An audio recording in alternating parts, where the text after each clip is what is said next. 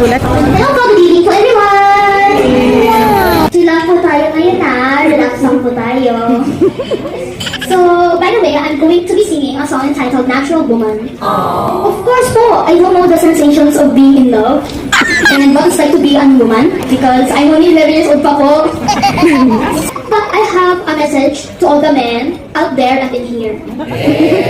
When you have chosen a woman, whether to be your girlfriend or your wife already, it is important that you should love her so deeply.